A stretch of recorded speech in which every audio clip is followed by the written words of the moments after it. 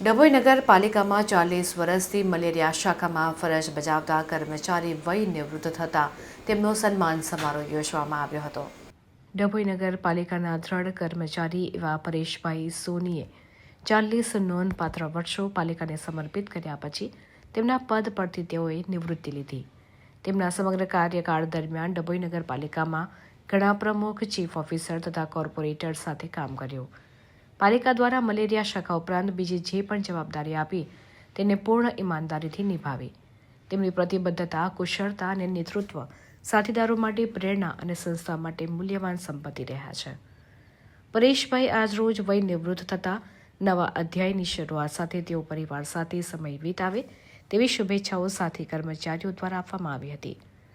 આ પ્રસંગે પાલિકા પ્રમુખ બીરેન શાહ, ચીફ ઓફિસર જય કિશન તડવી, રાજેશભાઈ કટારિયા સહિત પાલિકાના કર્મચારીઓએ વય નિવૃત્ત થતા પરેશ સોનીને આવનાર દિવસો પરિવાર સાથે રાજી ખુશીથી વિતાવે તેવી શુભેચ્છાઓ આપી હતી.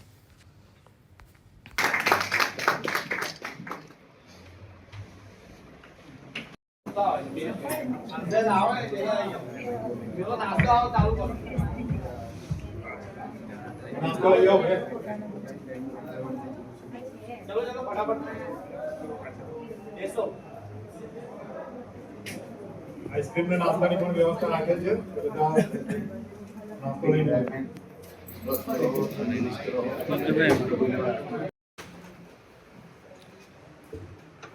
બેનના ઓનને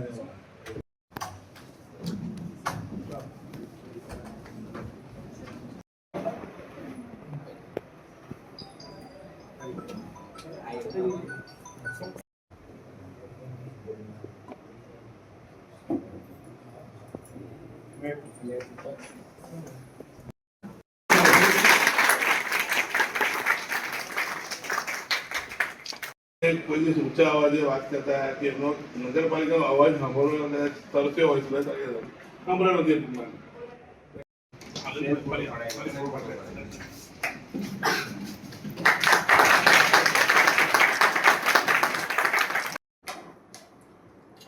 આજ રોજ નગરપાલિકાના કર્મચારીમાંથી ફરી એક કર્મચારી રિટાયરમેન્ટ તરફ જઈ રહ્યા છે, જેમાં મેલેરિયા શાખાના પરેશભાઈ સોની, જેમનો આજે રિટાયરમેન્ટનો પ્રોગ્રામ થયો, જેમને 1985થી 2025 સુધી એટલે કે 40 વર્ષથી વધુ એમણે નગરપાલિકામાં ફરજ બજાવી છે, જેમાં નવા ચીફ ઓફિસર, ચૂંટાયેલી પાંખ દરેક જણને જોવાનું થયું છે.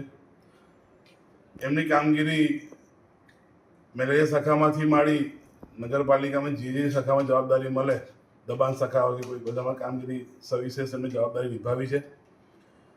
આ તબક્કે એમની એટલું જ કહેવાનું કે એમનું લાઈફ કુટુંબમાં ફાળવે, જીવન એમનું શાંતિ નિર્વાહ થાય, તંદુરસ્ત રહે, સ્વસ્થ રહે.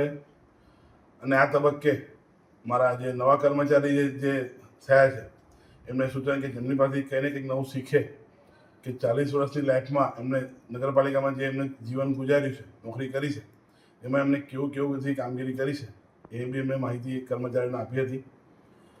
વધુ ના કહેતા, નગરપાલિકામાં એમને મચ્છરોના પોરા જે એમાં માસ્ટરી હતી એવું રાજેશભાઈનું કહેવું છે. હું તો મને 47 વર્ષ થયા એટલે 78માં મારો બોન્ડ છે, પણ 85માં એમનું જોઈનિંગ છે, એટલે મેં તારે બહુ નાનો બાળક હોઈશ એમની સામે. પણ એમની કામગીરી વિશેષ સારી હતી કે રાજેશભાઈની સાથે કામગીરી કરતા હતા.